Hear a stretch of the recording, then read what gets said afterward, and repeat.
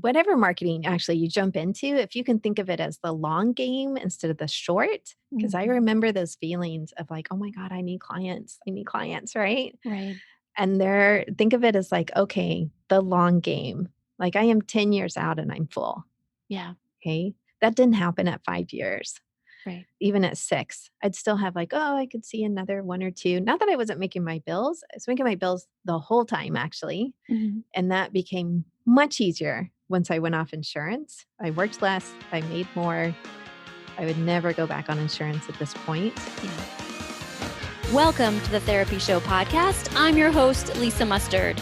In each episode, I interview a seasoned and knowledgeable talk therapist from the counseling world to glean valuable insights, techniques, and tools that you can apply to your practice and your life. And if you're considering a career in the counseling field or just want to hear about what it's like to be a talk therapist, then this is the podcast for you. Hey friends, I hope you're doing well. I hope you're having a safe and fun summer. I decided to take all of July off. That's why you haven't seen any new episodes pop up on your podcast player. Speaking of, if you are not already subscribed to my show, it would be a huge favor to me if you would go to your favorite podcast player, whether that be Apple Podcasts, Spotify, anything that you like to listen to podcasts on, and subscribe to my show. I would truly appreciate it. It just helps the show get more listeners, get seen in the algorithms, and it just helps me out a good bit. So I appreciate if you would do that. And if you feel like giving me a 5-star rating and review, that's always appreciated as well.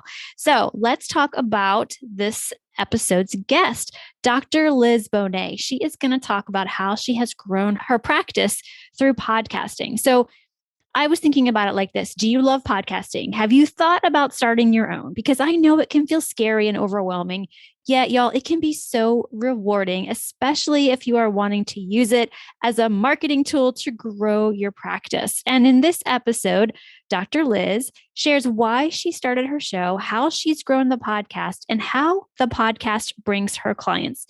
It's really cool. It's a really unique way to market who you are and what you do. And as you'll hear Liz say in this episode, she kind of gets into where she was when she first started and how it's a long game. It's not a short game, it's a long game. And I can attest to that.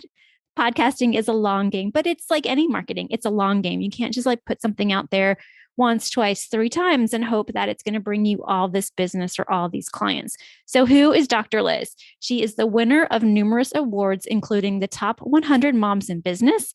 She's almost always worked for herself in one business or another. She sold her award-winning business, Yogafairy Prenatal Yoga, in 2016 to concentrate on expanding her private practice that provides psychotherapy, hypnotherapy, and hypnosis to people wanting a fast, easy way to transform.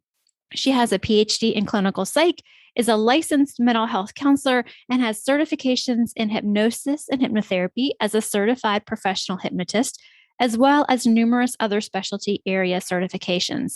She launched her podcast, Hypnotize Me, in December 2016, and it's currently in its 5th year, has over 375,000 downloads, and is listened to in over 140 countries. Hypnotize Me is about hypnosis, transformation, and healing. And you guys, we really hope you enjoyed this conversation with Dr. Liz Bonet. Well, hey, everybody. Welcome back to another episode of The Therapy Show. I'm your host, Lisa Mustard. And this episode, we have Dr. Liz Bonet on the show. Welcome.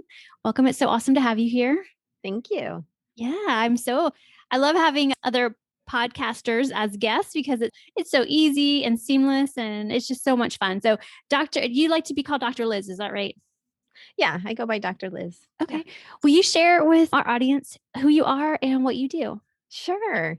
I'm Dr. Liz Bonet, drlizhypnosis.com, right? And I have a private practice in South Florida. So it's Hollywood, Florida, not California. And I generally do deeper healing. I specialize in anxiety and insomnia. And I use a combination really of 3 modalities, I would say: cognitive behavior therapy, dialectical behavior therapy, and hypnosis to do that. And I'm a podcaster. Yeah. So, yeah. Tell everybody about your show. I'd love for them to learn more about your show. Sure. It's called Hypnotize Me, but it's actually, I focused on hypnosis my very first year in podcasting. I'm on year 5 now. Wow. Yeah. In year 2, I sent out a survey to say, hey, do you want me to open up topics to all kinds of different healings, or should we stay focused on hypnosis? Like, what does the audience really want? Mhm. Because I also found myself wanting to talk about more than just hypnosis. Right. And the feedback I got was that absolutely they wanted me to open it up Cool. overwhelmingly. And so I do. I still keep the focus on transformation, healing. It tends to be more alternative health than mainstream, let's say. And I still do episodes just on hypnosis. I still air free hypnosis files. Like I've aired a mindful eating, I've aired boost your immune system, insomnia, all kinds. I try to do one about every 10 episodes. I try to do a free Oh, that's cool. hypnosis for people. Yeah. But in general, it's a little bit more broad than just hypnosis. Well, I definitely want to ask you about the hypnosis. How did you find that? Like, how did that become your thing? Well, I taught yoga for a really long time. Mhm. So I was a yoga teacher, and at the end, you do relaxation savasana, which is very much like hypnosis. But I Mhm. was teaching, and I owned a prenatal yoga company. That was my niche. And at the end, I would do all kinds of not just traditional savasana where you like lie there in silence, but rather visualizations for good birth, for, good pregnancy, decrease anxiety, all kinds of stuff. Mhm. And so then I began to get more interested in hypnosis. And then my daughter at the time she was around like 7, 8, and she developed a phobia of heights. So Mm. she would no longer go up on the playground structures and do any Oh, of that. And I was like, ah. So I started looking around for a hypnosis file for her. And I found one and it worked awesome. It was subliminal. So I would say to her, like, let's put your ocean sounds on, right? At mhm. night. And she would listen to the ocean sounds and she just sort of seamlessly conquered that fear. Wow. So I thought there must be something to this, Yeah. right? Oh my gosh. Mhm. It wasn't until many years later when I graduated from graduate school, I didn't get licensed. I actually left the field. I worked for about a year, then I left the field for about 10 years. And that's the time when I started teaching yoga and doing all kinds of stuff. So eventually I went back, I got licensed, I started private practice, and Wow. always remembered the hypnosis files. I downloaded other ones from that same guy. His name is Steve G. Jones. He still sells them to this Mm. day.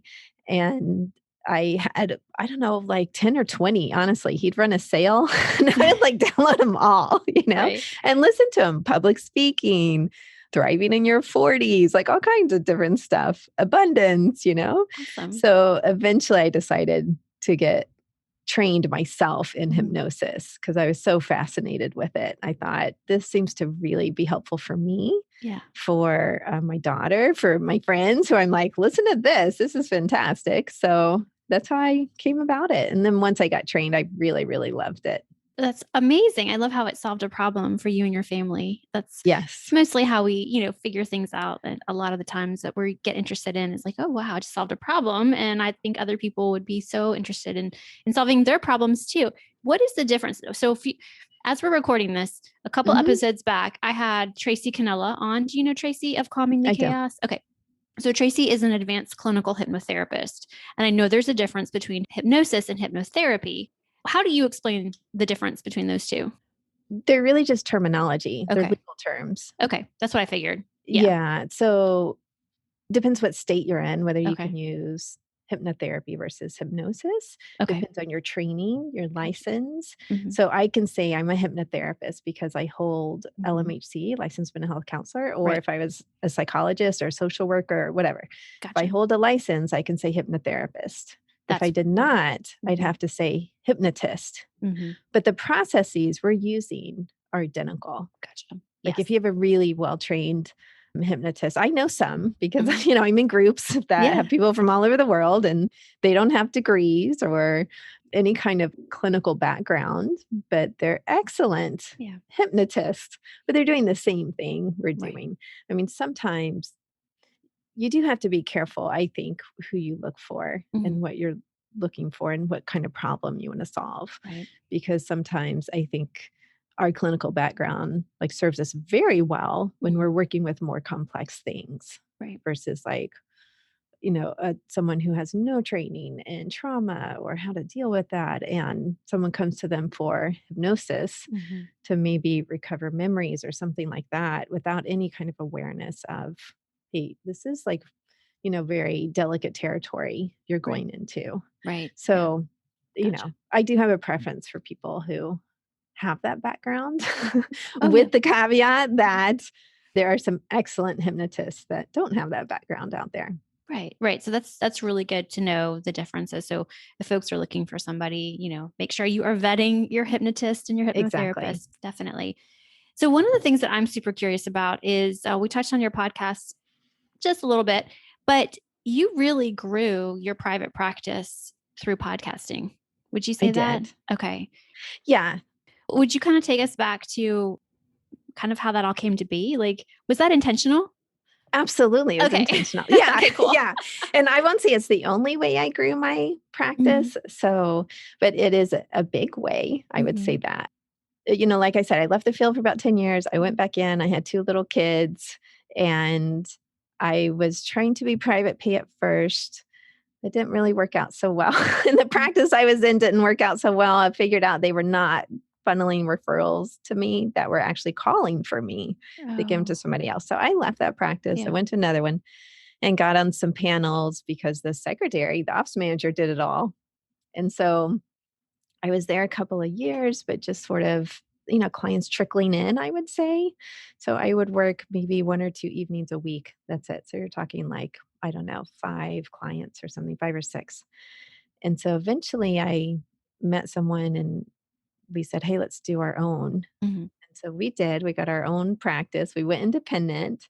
I stayed on some panels, but I increasingly became dissatisfied with being on panels because Mhm. most of them in my area paid me nothing. So, like, Aetna was paying at the time that I left $45 an hour, a session, Mhm. 45 minutes. Wow. And the client would pay $40 copay. Mhm. So then I'd have to file for $5 and do all that paperwork and Right. deal with it, right? I was like, this is ridiculous. Right. And so, I kept my Mm. eyes open. I had taken a seminar about how to really grow a private pay practice. And this was an in person seminar. So this is quite a few years ago. I had taken then her course. She had an online course. And I was like, okay, I think I'm ready to do this. I want to be like, I'm a numbers person. So I run the numbers. Mhm. So when I moved into this office with the other person, we each had our own little office and a teeny little waiting room. I knew, okay, I need one client to cover my rent. That's it. Mhm. Right. So I knew what my numbers were. But of course, I can't really support my kids like that. Right. And Sure. I had gotten divorced and all this kind of stuff. And I knew my child support would not last for a long time, like all this. So I'm like, all right, how do I grow this? So that's why I ended up in the seminar and taking the course. Well, in the course, she had said, we got our newsletters together, all that good stuff, right? And I'd already written a newsletter for many, many years for my yoga business. So that was easy. We got our focus on point. What niche did we want to do? And she had recommended several different things: podcasting, YouTube. Like, really, that course helped me ramp up my social media, Mhm. Facebook, Twitter, whatever, right? Mhm. Well, I was terrified of podcasting. I was like, there's no way I can do that. I love podcasts myself. Yeah. I listen to them obsessively, but I was like, I'm going to jump into YouTube first. That felt more comfortable to me. Mhm. I said, I can do a video a week. That's what I can do. So I got that process down for about a year. And then I thought, I really love podcasting. Like, I really do want to do this. I Mhm. listen to them so much and I love them so much. And somehow I had run across Melvin Varghese, who Mhm. runs the Healthcasters. And I think he was on Joe Sanok's Mhm. podcast, Practice of the practice. Yeah. Practice of the Practice, Mhm. which is one of the first podcasts I think about being in private practice Yeah. that I can remember. Mhm. So it's really unique. And I think he had interviewed Melvin or something. And so I took Melvin's course and I'm like, okay, this is just step by step. That's all I got to tell myself. And that's how I'd launched. Wow. So simple. Yeah. So simple. Right. So Right. simple, everybody who wants to start a podcast. It's so simple. Isn't that funny? Like in the moment, it's it's so scary and it's so frightening and it's so overwhelming. And then you start and you're like, oh, it's so simple. Yeah, it was not simple. Let me No, tell no, you no. that. Yeah, it No, really wasn't. it's not. But I love how you said that you just loved it. You listened to podcasts and you knew in your heart that's where you wanted to go. And you just said, I'm going for it. And so tell us about your journey as a podcast. How has Yeah. it grown?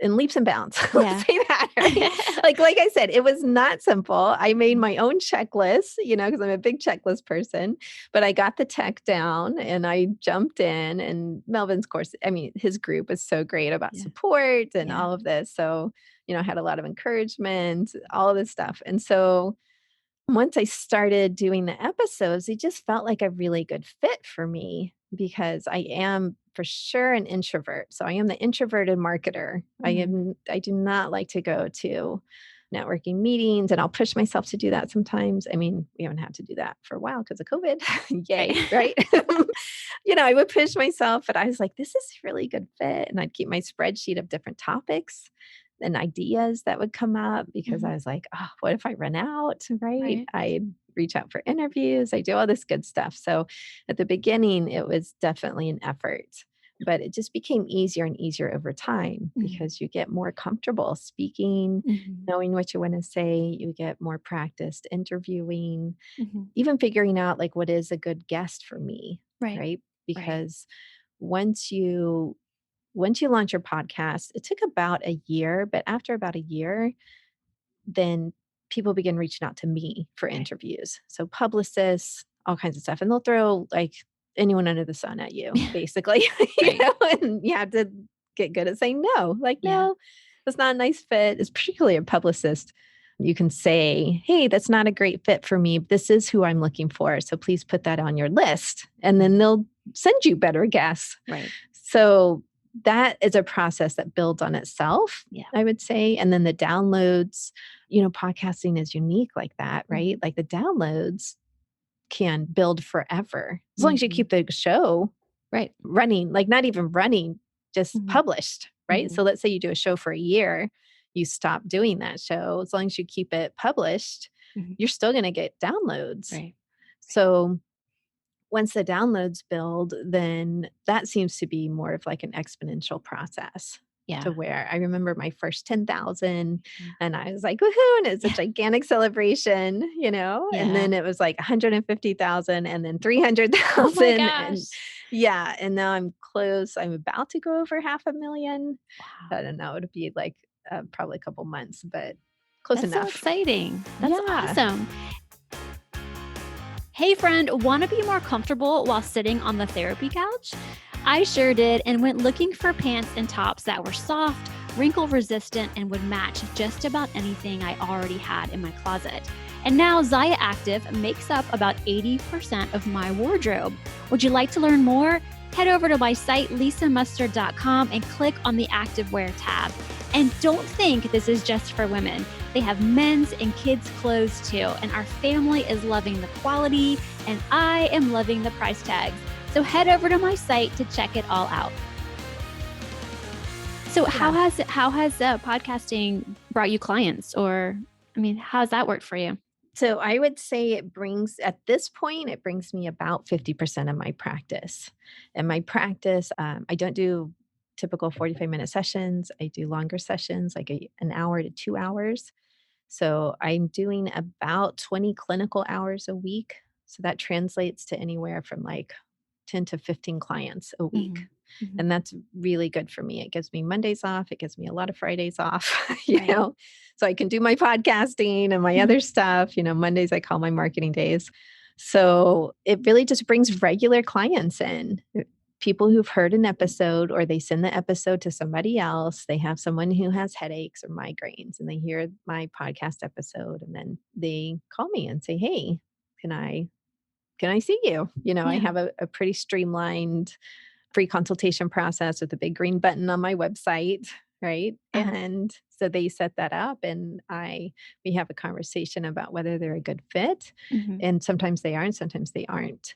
I will say I have an advantage as a hypnosis practitioner because it's a loophole in the licensing laws, meaning I can do hypnosis in all 50 states. Wow. Because in most states it's unregulated. I cannot do therapy in all 50 states. So Right. Okay. I have to be careful. Like I did Mhm. get a referral. She was in Washington State, and she didn't want to do hypnosis. She wanted to work on sleep. And I said, I can't see you. Mhm. I have to refer you. I'm sorry. I cannot do just straight up CBT insomnia in the state of Washington. Mhm. Hypnosis has to be involved. So sometimes that happens, but the majority of time it doesn't. I can see them. They want Right. hypnosis. And I would say, trying to think like how much my practice is local. And I would say probably 60-75% is local. So that's Okay. still only, Mhm. 20-25%, right? Right. But Right. that's bad math, but whatever. Right. No, Right? I gotcha. It's Right. around there. It's The approximate. majority is still local. Wow. And so I do things though, like I still do direct mail. Mhm. Okay, so I print up the like oversized postcards. I've been sending those out for years, and I send those out to doctors and other professionals. I get a lot of referrals from other therapists because I do work with people who get stuck with Right. CBT or, doing the traditional therapy, and they'll Yeah. send them to me. So I send out the oversized postcards, and sometimes it's about my podcast, like, hey, announcement. I just went over 300,000 and this is what the podcast is and that type of thing. Mhm. Sometimes it's straight up marketing. Like I just got certified in CBTI, cognitive behavior with insomnia. So I sent out a postcard for that. Like, hey, just got certified CBTI. If you know someone with insomnia, send them my way, like that Right. kind of thing. Yeah. And the podcast is always part of that marketing.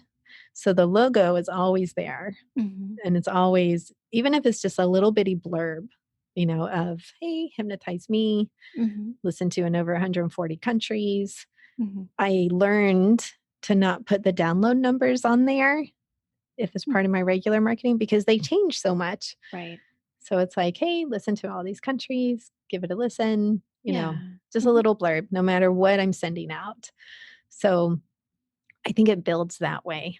Very cool. I mean, Yeah. I'm fascinated by this.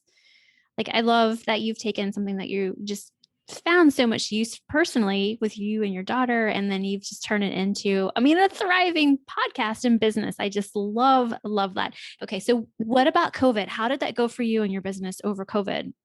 Like, could you do it over Yeah. Zoom? Yes. Okay.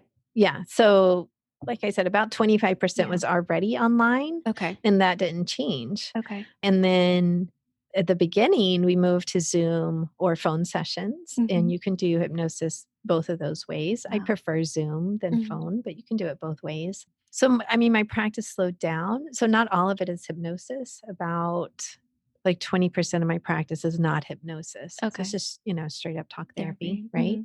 Mhm. Mhm. So we all switched. That's what we did. So I Yeah. slowed down in the beginning for sure, but I still stayed afloat. Yeah. And now it's like I'm full. I have Yeah. to give I have to turn people away. Right. Then that's been for a couple of months now. Yeah. Wow. Dr. Liz, man, that's awesome. Good for you. Yeah. That's really cool. Yeah. And I would say so I started practice I got licensed 2009. Mhm. So this is like 10 years later that Yeah. I'm full. So, because sometimes I'll hear these stories as a therapist myself and think like, why aren't I full? Mhm. Like year 5 or 6 or whatever it is, Right. right? So Yeah. I do want to say to people that this is the long journey, right? Yeah. You're playing the long game when you open a practice, and you're Mhm. playing the long game when you do a podcast Right. too. That's how I Yes. see it. Yeah. It's like whatever marketing actually you jump into, if you can think of it as the long game instead of the short, because I Mhm. remember those feelings of like, oh my God, I need clients, right? Right. And think of it as like, okay, the long game. Like I am 10 years out and I'm full. Yeah. Okay. That didn't happen at 5 years. Right. Even at 6, I'd still have like, oh, I could see another one or two. Not that I wasn't making my bills. I was making my bills the whole time, actually. Mhm. And that became much easier once I went off insurance. I worked less, I made more. I would never go back on insurance at this point. Yeah. But then there's ups and downs, right? Like a Mhm. pandemic hits and you Mhm. think, right? Like, Mhm. what's going to Mhm. happen now? Right. Right. Right. And I did take a loan, one of the PPP loans. Yeah. I got like $12,000. And that's exactly how much I was short in my business last Wow. year, that what Mhm. I typically make. Right. But again, that was mostly profit. So Mhm. it's like, oh, I lost my profit. Right. Okay. Right. Yeah. Like I'm good. I still made my bills. I still made my mortgage. I felt very, very lucky to have a business that could do that. For sure. Very grateful on like a spiritual level that I Yeah. did. But just like back to the long game, just think Mhm. about what do I want to do for the long game? So maybe YouTube videos aren't a fit. Maybe podcasting isn't a fit for you, but find what is, Mhm. like perhaps in person or perhaps this. I mean, I love podcasting. I Mhm. do. The other benefit to it is like I get to meet so many people. Yeah. So I talk to really interesting people, and I feel like that helps me as a therapist to broaden my skills, to deepen my skills, Mhm. and it helps me as a person, Yeah. right, to develop who I am. And then I feel like I've made friends. Like I've actually made friends through podcasting, Oh, yeah. Oh, from yeah. like people in my Healthcasters group or someone I'm on their podcast and we stay on touch or they're on mine. Mhm. I think that's a surprising part of the journey Yeah. is that you can make friends this way. And, that's always a task and later in life Yeah. for Yeah. at least for introverts. Right. Never extroverts. I'm an introvert too. I'm right there with you. And I'm nodding my head and going, yeah, I mean, all of those things that you've said about when you start a podcast and you start to reach out and connect with people. It's true. Like I think about folks that have been on my show and I'm like, yeah, you're right. Like I'm texting, or I'm emailing and I'm just checking in or on the Facebook groups that were, Yeah. Healthcasters has been what a wonderful program. So, and I am not an affiliate for Healthcasters. I don't know. Me I don't even know if neither. he offers that or not, but No, I don't he think he should. does. Yeah. He should. Right. But if you guys are considering starting a podcast and you are in the helping profession, you're a therapist, a social worker, a psychologist, you can be actually, I think he's opening it up to anybody who's in like a health and wellness, helping Mhm. professional space. Definitely look at the Healthcasters. That's everything that you need to get started. There's a great community on Facebook. You get to hang out with me and Dr. Liz if you Yeah. decide to come and be a part of this community. And Melvin is just from Selling the Couch. He's just such a light. Really has Yes.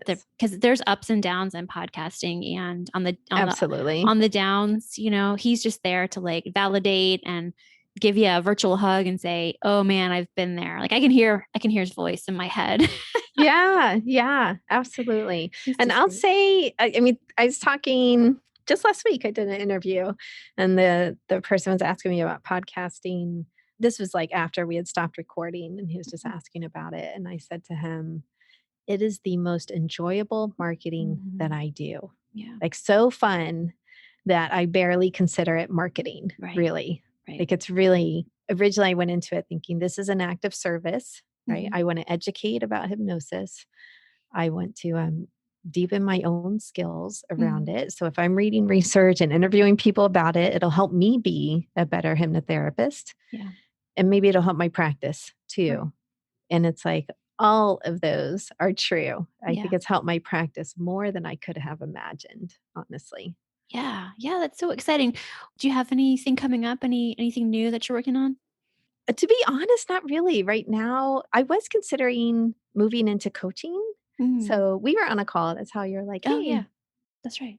On Clubhouse, right? yes, on Yeah. Clubhouse. So I joined Clubhouse and I was like, Mhm.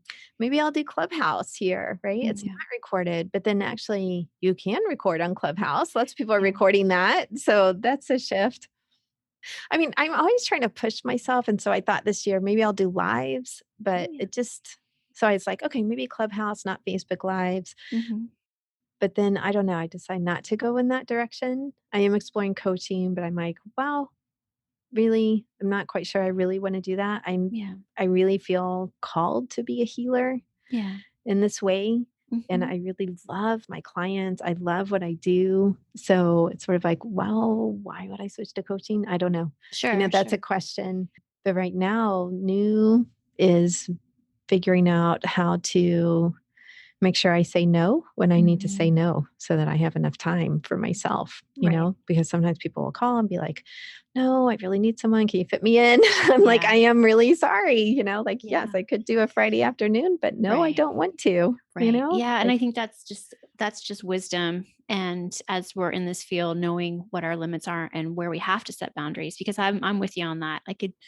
I've been there too, where, sure, I can fit you in. And then I have major resentment not at them, but at myself for letting that At boundary. myself. Yeah. Yes. So Absolutely. it's tough. It's tough, especially when you do good work, and I know that you Yes. do good work and people probably would love to work with you. So are you taking on new folks right now? It depends on the week. Okay. So, Okay. Gotcha. So it depends on the week. They can always go to my website if they want to know more about me. Okay. The podcast is called Hypnotize Me, Mm-hmm. and you can find it on any podcast player. And my website is drlizhypnosis.com, DRLIZ hypnosis.com. Mm-hmm. They can look me up on YouTube as well. I do videos over there, and I'm not really big on Twitter or Facebook really, but they could Gotcha. join my newsletter, get that kind of good stuff. Yeah. And if they did want to work with me, because I see a lot of therapists, right? They come in themselves and say, Yeah. hey, I want something that's deeper healing, pretty Yeah. efficient, pretty quick. With hypnosis, you're not in therapy forever. It's a Right. sort of a completely different model, really. They can always look at, schedule that free telephone consultation. And Cool. if Okay. there's availability, it means I have some availability. Okay. And if there's not, it means I don't. Right. Well, we'll put everything in the show notes so folks can just, if you weren't able to catch that, writing it down, just head to my website or the show notes and you can find out more about Dr. Liz and see if she has an opening for you, if that's something you're interested in. Thank you so much for being on the show. This has just been great getting to know you. I'm so grateful. Thank you. Yeah. Well, thank you for having me. It's really been a pleasure. And it was Oh. my pleasure to be here. You're welcome. Well, hey, you guys, I really hope you enjoyed that episode. I sure did. I learned a ton from Dr. Liz, especially about using a podcast to market my businesses. Really, really cool. I love her tips. Gets me thinking about other things that maybe I should be dipping my toe into. And that's on the horizon. I kind of feel a shift in the air for me here coming soon. But also reminds me to tell you guys that I started another podcast called Midlife Magic. I have about, by the time this episode releases, probably 9 episodes up. And it's a different type of podcast. It's about other things I'm passionate about, how to live your best life once you hit 35. I define midlife as 35 plus. So Midlife Magic covers a bunch of different topics. Go ahead, give it a listen, subscribe to it on your podcast player and check it out. And if you want to learn more about Dr. Liz, all of her links are in the show notes. Definitely check out her podcast. She releases twice a month, I believe, and head to her website, which is drlizhypnosis.com. Okay, you guys, see you soon. Take good care. Please note that the therapy show is not a substitution for therapy. If you need therapy, please go get a therapist. This show is for informational and psychoeducational purposes only. Thank you. Well, that wraps up another episode of The Therapy Show with Lisa Mustard. I know there are hundreds of thousands of podcasts out there, and I'm thankful you've chosen to listen to mine. Be sure to visit lisamustard.com to access the show notes and discover more fantastic content. And I'd be grateful if you subscribe to the show. Thank you.